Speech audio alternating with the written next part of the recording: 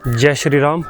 तो मैं आपको ना बद्रीनाथ से रिलेटेड पूरा ट्रैवल गाइड देने वाला हूँ पूरा तो उसमें ना आपको कहाँ कहाँ आप जा सकते हैं, क्या क्या आप कर सकते हैं, क्या क्या एक्टिविटीज़ है, कौन कौन से ट्रैक्स हैं, कैसे आपको इजी रहेगा, क्या बजट रहेगा, सारी चीज़ें मैं आपको बताता हूँ, जिससे आपको वहाँ जाकर धक्के खाने की ज़रूरत ना पड़े।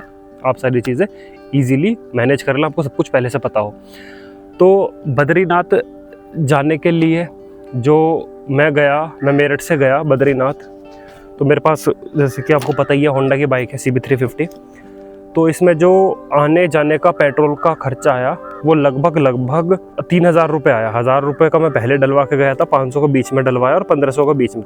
फिर रूम, एक्चुअली वहाँ काफ़ी महंगे रूम मिलते हैं क्योंकि थोड़ा ऊपर जाके है, लोग बहुत ज़्यादा आते हैं। बट जो एक हमारे पता नहीं रास्ते में भगवान की कृपा हुई, बद्री भगवान की, रास्ते में एक जानने वाले मिल गए। तो उन्होंने, क्या नाम है उनका, होटल ही था वो हमारे एरिया के ही थे, तो उन्होंने काफ़ी सस्ते में दे दिया। मैं आपको कार्ड प्रोवाइड करूँगा उनका, तो आप चाहें तो वहाँ स्टे कर सकते हैं। काफ़ी रीज़नेबल प्राइस और काफ़ी कंफर्टेबल रूम था, और कुल 600 रुपये पर डे में दे दिया। मैं धर्मशाला वगैरह में भी गया, वो भी गया, तो वहाँ कम से कम 1000 रुपये में था, और अच्छे रूम भी नहीं थे। 1000 रुपये में भी अच्छे रूम नहीं थे वहाँ, बट वो डिसेंट इनफ था। गीजर वीजर सब लगा हुआ था, अच्छे कम्बल वम्बल थे, तो अच्छा था वहाँ पे रुकने का। आप देख सकते हैं, ऑप्शन में ले सकते हैं, ठीक है। खाने का बताऊँ मैं आपको एक्सपेंसेस, कि जो खाने में गया हमारा, एक दिन का तो मैं यहाँ से लेके ही गया था, मम्मी ने पैक करके दिया था। दूसरे दिन का ट्रैक पे जाने से पहले जो हमारे पास रेडी टू ईट रहता है वो कुक करके, पूरियाँ रखी हुई थी गर्म करके, वो खा के चले गया था। और बट जब ट्रैक से वापस आए तो काफ़ी थके हुए थे, तो इसलिए फिर थोड़ा रेस्टोरेंट में, एक्चुअली मेरे को पहाड़ी साग भी खाना था, आज तक मैंने खाया नहीं था, बहुत तारीफ़ सुनी थी पहाड़ी साग की, तो पहाड़ी साग खाया। तो पहाड़ी साग तो वहाँ होटल में खाया, थके हुए थे, थोड़ा दूध वूध पिया, तो कुल मिला के लगभग 700 रुपये का बिल आया था एक टाइम के खाने का, ठीक है। तो वो आप लगा सकते हैं, ठीक है। 700 रुपये का बिल वो आ गया आपका। और उसके अलावा फिर जब हम रास्ते में आ रहा था मैं, तब एक बार एक ढाबे पे खाना खाया था, तो वहाँ लगभग 150 रुपये का खाना था। वो बहुत अच्छा खाना था, ढाबे पे बहुत अच्छा घर जैसा खाना मिला, बहुत अच्छी आदत के आदमी थे वो, तो आप वो भी देख सकते हैं, ठीक है। तो लगभग मोटा मोटा मेरा 700 और 150, यानी कि 750 और 200 रुपये की, वो लगभग 240 की मील गई है। तो 700, 800, 900, 950 रुपये के लगभग बस खाना का खर्च हुआ, उसके ज़्यादा और नहीं हुआ, ठीक है जी। और रूम का जैसे मैंने आपको बताया 600 रुपये पर रूम था, तो लगभग मोटा मोटा 5500 रुपये के करीब बस खर्च हुए, ज़्यादा नहीं हुए।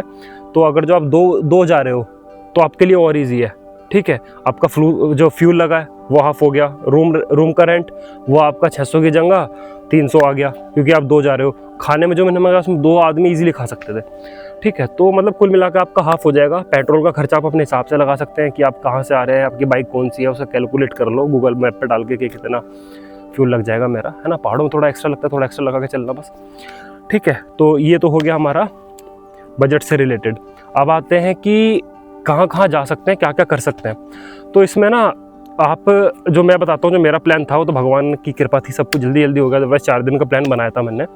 तो जिस दिन मैं यहाँ से गया, जाते के साथ ही मेरे को भगवान के दर्शन हो। मैं नरसिंह मंदिर गया, फिर हनुमान चट्टी गया, और फिर होटल में अपना रूम लिया, नहाने के बाद फिर उसी दिन ही भगवान बद्रीनाथ के दर्शन हो गए। नॉर्मली ऐसा नहीं होता क्योंकि भीड़ काफ़ी होती है, बट अभी भीड़ नहीं थी, लैंडस्लाइड्स वगैरह की वजह से, और थोड़ा ऑफ सीज़न है इस वजह से। तो उस दिन भगवान के दर्शन हो गए। अगले दिन सुबह उठ के ट्रैक कर लिया, ठीक है। तो आप एक दिन तो सोच सकते हैं आप जाने का, लगाने का, ट्रैवल में थक जाता है, हर एक को नसीब नहीं होता। मेरे को हो गया भगवान की कृपा से कि उसी दिन भगवान ने दर्शन दे दिए अपने। बट एक दिन तो आप जाने का लगा सकते हैं, एक दिन आने का लगा सकते हैं, आप दूरी का अकॉर्डिंग देख सकते हैं। और एक दिन आप, क्या नाम है, बद्रीनाथ जी के दर्शन के लग सकते हैं आपको, क्योंकि काफ़ी भीड़ होती है, बहुत सी बार टाइम लग जाता है, ठीक है। तीसरे दिन आप वसुधारा का ट्रैक कर सकते हैं, बहुत सुंदर ट्रैक है, बहुत अच्छा है ना। वहाँ से वैसे चाहे तो आप सतोपंत वगैरह भी जा सकते हैं, बट उसके लिए 5 दिन लगते हैं। ट्रैक की वो बहुत ज़्यादा मुश्किल काम है, हर एक के बस की नहीं है, मेरे भी नहीं है, बट आप जा सकते हो ना। फिर वहाँ एक दिन तो आप वसुधारा चले गए, अगर जो फिर आपकी बॉडी अलाउ कर रही है, मेरी तो नहीं करी इसलिए मैं वापस आ गया। तो विष्णु चरण है वहाँ पे, आज भी विष्णु जी के चरण है। नेक्स्ट टाइम मैं जाऊँगा। गुप्त गंगा और रह गया है, वहाँ आप जा सकते हैं। और फिर वहाँ से 10-12 किलोमीटर का ट्रैक है नीलकंठ पर्वत का, वो आप विजिट कर सकते हैं। वहाँ से बहुत अच्छी लोकेशन आती है, बहुत अच्छे व्यूज़ हैं, आपको बाकायदा चाइना तक के पहाड़ दिखते हैं, तो बहुत अच्छी जगह है, वहाँ भी आप जा सकते हैं। तो और ज़्यादा कुछ है नहीं, और कुछ ऐसा है जो मेरे को नहीं पता, मेरे को कमेंट में बताइए कि हाँ भाई आप ये ट्राई और कर सकते हैं, ये चीज़ें कर सकते हैं, ठीक है। तो मेरा 3 दिन का ये पूरा का पूरा प्लान हो गया था, और बड़ी अच्छी जगह है। और आपको क्या क्या चीज़ें कैरी करनी चाहिए, तो जब मैं गया थोड़ी ठंड थी, काफ़ी ठंड नहीं थी। आप जैकेट वगैरह, स्वेटर वगैरह कैरी कर सकते हैं। खाने पीने का आइटम आप ले जा सकते हैं थोड़ा बहुत, क्योंकि ट्रैक पे जब आप जाओगे तो आपको काफ़ी एनर्जी की ज़रूरत पड़ेगी, तो आप वो कर सकते हैं, ठीक है। मस्ट विजिट चीज़ें जो आपको ज़रूर करनी चाहिए, एक तो आपको प्लीज़ सनस्क्रीन कैरी करो। भाई साहब धूप पहाड़ों की बहुत तेज़ होती है। जब ट्रैक कर रहे थे ना, 2 घंटे, एक तो 2 घंटे जाने में लगे, वहाँ पे जाके फिर आराम से बैठे, खाना वाना बनाया, खाया, सारी चीज़ अच्छे से करी। बट जो धूप होती है ना पहाड़ों की, वो जला देने वाली होती है भाई। हाथों में ना एलर्जी हो गई, इतनी ज़्यादा थी, फेस पे एलर्जी हो गई, इतनी ज़्यादा धूप थी, तपा देती है। गर्मी नहीं फील होती क्योंकि हवा बहुत ठंडी चल रही होती है, टेम्परेचर, पर धूप की जो डेंसिटी है ना वो बहुत ज़्यादा तेज़ होती है, धूप बहुत तेज़ होती है। तो सनस्क्रीन कैरी करें और आप अपने अकॉर्डिंग देख सकते हैं।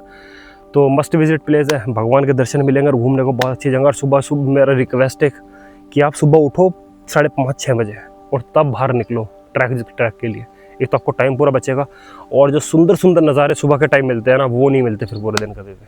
तो ठीक है, मिलते हैं आपसे नेक्स्ट ट्रिप में, जब तक के लिए जय श्री राम।